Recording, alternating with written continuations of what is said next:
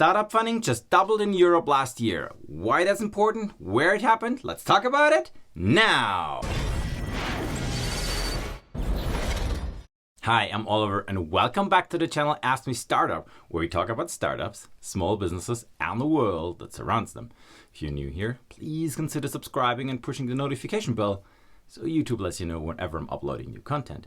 If you're into startups, if you have a small business, if you plan to start a business, please feel free to download my free startup checklist, link in the description below. As mentioned in the intro, startup funding in Europe just doubled last year alone. And let's have a look at the data, what happened here and why it's important. And I can also assure you that these numbers are not fake because it actually happens to us as well. We see a much larger interest in European startups than ever before. Just to give you an idea, the total amount invested currently is roughly $116 billion US. Might be small for the US, might be small for China. Reality is for Europe, it's getting big now. So to put things into perspective, we have to be aware that like 10 years ago, the total amount invested was 8 billion in European startups. Now, compared it to the 116 billion we're talking today, you now understand why I'm talking about it's so relevant that we have to understand what's going on here and what and where the numbers are coming from. And if you look at the graph here, and all the data I'm talking today have been taken from Crunchbase, but I can assure you that those data underline what we have experienced ourselves in our startup with the huge interest and the more steadily availability of capital. And you can clearly see that from 2012, we have seen a steady increase of investments in startups with a focus on, let's say, early stage and maybe a minor part of late stage. But if you look at 2021, if you look at that graph, you can really see now that the increase is due to the fact that late stage investors have boomed and pushed up European startups. That is important because it shows you that over the last decade, there has been a lot of development going on, which foreign investors from the US, from China, from wherever in the world now believe it's worthwhile putting a hell lot of money into those. Now, how is that money distributed, you might ask, right? So if you look at the numbers here again, you can see that we have seen a steady increase in angels and seed investment, and these have come down a little bit around 2021, but only small amounts have actually been invested in early stage and very little amounts in late stage. And if you compare that to the numbers again before, you can see that those small amounts actually were huge dollar amounts. If we look at early stage investments, so that is the phase when you pass the seed phase, when you have some sort of an idea of your working product, maybe even have a minimal viable product. And we've seen an increase of investments here from 17.1 billion to $31.4 billion. That also gives you an indication that investors are actually looking not only into new technologies, but also maybe in other ways to park their money because they are getting negative yields on the bonds. The real estate market is overvalued, etc., etc. So they have to take more risks.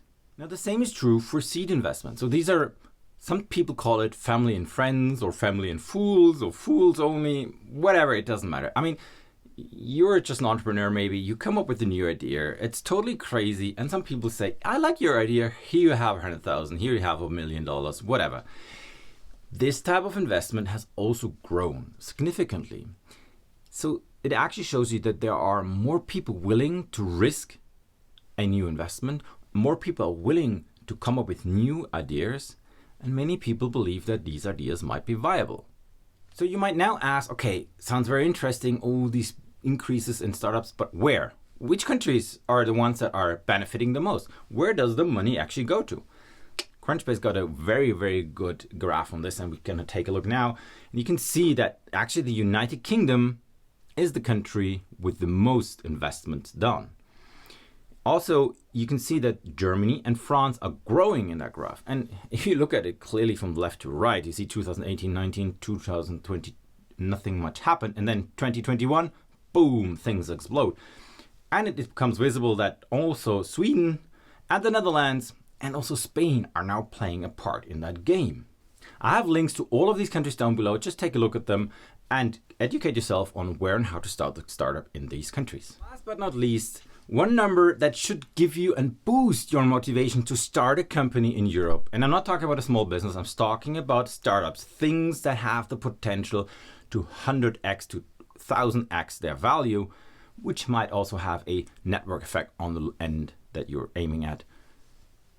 Unicorns. The number of unicorns more than doubled last year. There were 84, just read that again, 84 new unicorns, companies worth than $1 billion US, or companies that made additional rounds, late rounds of $1 billion or more. Some of these are companies that you might be familiar with, like Bitpanda or Consensus or Ledger from the cryptocurrency, or electric e-scooters Voi in Sweden.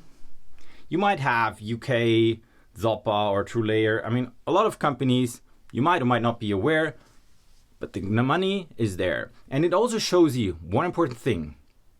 Money that usually went to Silicon Valley or China is now redirecting itself to Europe to find better, maybe more promising ideas. Because all of Europe maybe has some other tricks up its sleeve. All right, everybody, I hope that short insight into the European startup market is helping you think about the ways you want to start your business and what type of funding you need. I thank you for paying attention. If you made it so far in the video, please subscribe and push the notification bell because it really, really helps this channel to grow. Once again, thank you for your attention, and I'm gonna see you next time.